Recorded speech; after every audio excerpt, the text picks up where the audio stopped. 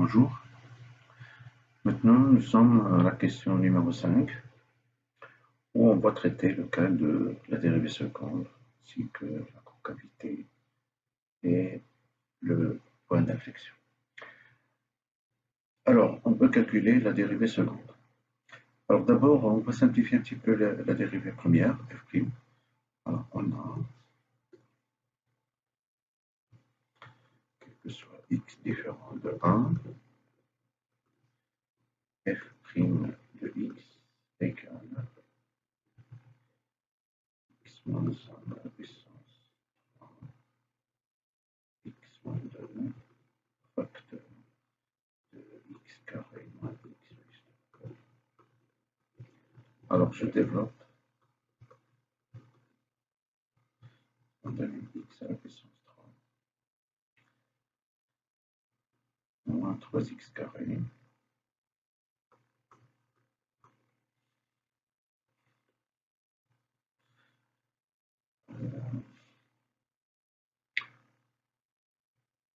plus 4x moins 4. Voilà. Alors on applique la formule de dérivation u sur v, la dérivée de u sur v égale u prime v moins u v prime sur v carré. Donc, quel que soit x différent de 1, f seconde de x égale, c'est la dérivée de la première dérivée. Voilà. Alors ça me donne la chose suivante. Alors au dénominateur, ça devient x moins 1 à la puissance 3 à la puissance 2, ça veut dire x moins 1 à la puissance 6. Alors je dérive le numérateur u', alors 3x carré, moins 6x plus 4. Ceci est multiplié par x moins 1 à la puissance 3, moins x à la puissance 3, moins 3x carré, plus 4x moins 4, fois la dérivée de x moins 1 à la puissance 3, qui est 3 facteur de x moins 1 carré, fois x moins 1 prime, ce qui nous donne 1. Alors d'abord, je simplifie par x moins 1 au carré. Donc, x moins 1 au carré. Ici, j'enlève 3, on enlève 2, il reste 1. Et ici, j'enlève 2, 6, 2, il reste 4. Voilà. Donc ça me donne. Alors, j'écris d'abord 3x carré moins 6x plus 4 facteur de x moins 1 moins 3 facteur x à la puissance 3 moins 3x carré plus 4x moins 4 sur x moins 1 à la puissance 4. Alors, je développe tout ça. J'espère obtenir le résultat qui est écrit dans l'énoncé. Alors, ça va me donner 3x à la puissance 3. Alors, 3x carré, moins 3x carré, moins 6x carré, c'est moins 9x carré. Alors, moins plus 6x, plus 6x, plus 4x, c'est plus 10x. Et à la fin, moins 4. Alors, moins 3x à la puissance 3, plus 9x carré, moins 12x. Et à la fin, plus 12. Alors, on simplifie au maximum. Voilà, donc, 3x à la puissance 3, moins 3x à la puissance 3, moins 9x carré, plus 9x carré, 10x moins 12x, ça me donne moins 2x, moins 4 plus 12, c'est 8. Donc ça me donne 8 moins 2x sur x moins 1 à la puissance 4. Et donc voilà la dérivée seconde. Voilà. Alors maintenant, on va partir à la question B. Alors dans la question B, on dit bien que CDF admet un point d'inflexion. Alors pour qu'un point soit un point d'inflexion, je rappelle ici, alors oméga AB est un point d'inflexion si et seulement si il vérifie deux conditions. La première, que f seconde de a égale à 0. Et la deuxième condition, il faut que f seconde de x change de signe.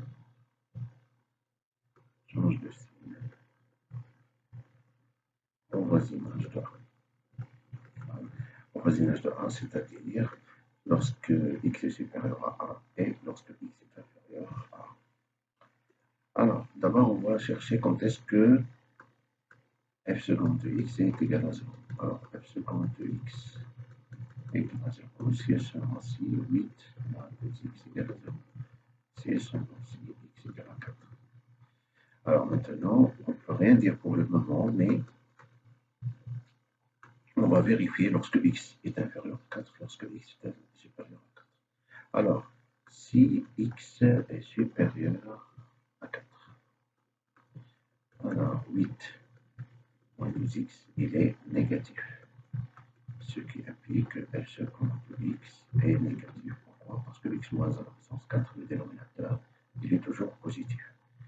Mais cette fois-ci, si x il est inférieur ou égal à 4, alors 8 moins 2x, il est positif, ce qui implique que f seconde de x, il est positif.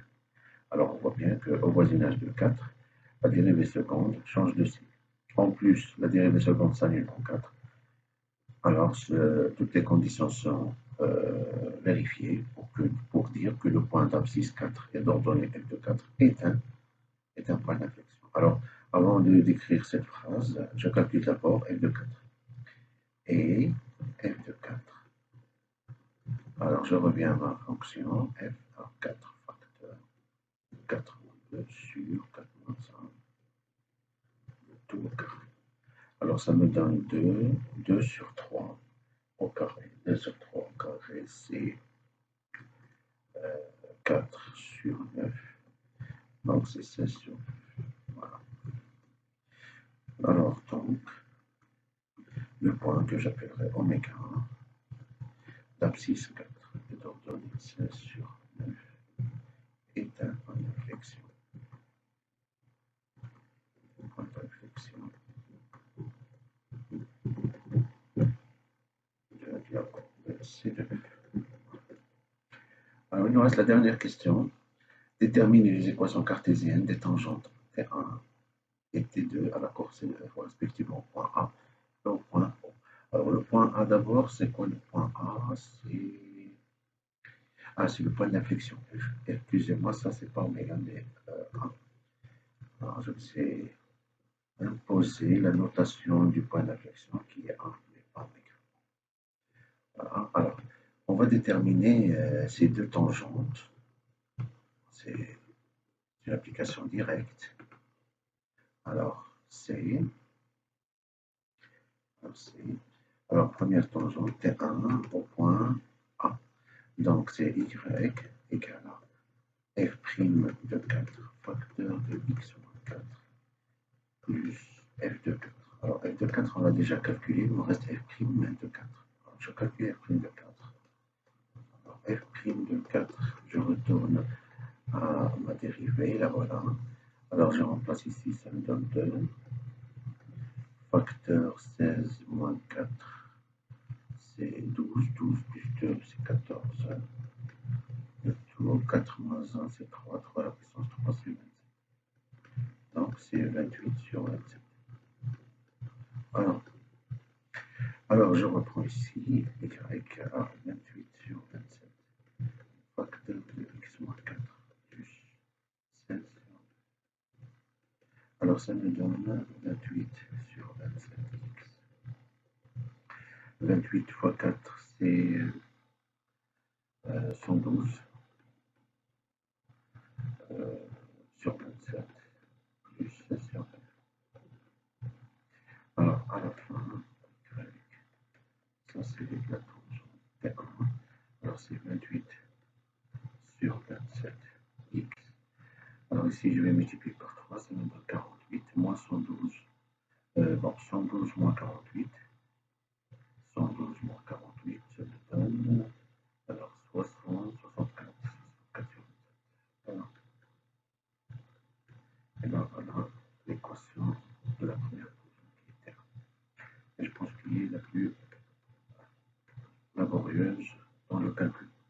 Et pour la deuxième tangente T2, elle est moins laborieuse, elle est plus facile. Alors y au point O, c'est-à-dire 0, 0. F' de 0, facteur de x moins 0 plus F0. Alors F0, ça va me donner 0. Alors on a F0 égale à 0, c'est très simple. Et F' de 0, ça j'en dois le calculer. Alors ça va me donner moins 2, facteur de sur 1. Non, je m'excuse. Ah, c'est ça. Non, moins 1. Moins 1. Alors ça me donne 4. C'est 4. Alors, donc, ça me donne 4. X moins 0, c'est X, et F0, c'est 0. Donc, y égale. Et ben voilà, attention. Alors, je vous dis au revoir jusqu'à la prochaine vidéo.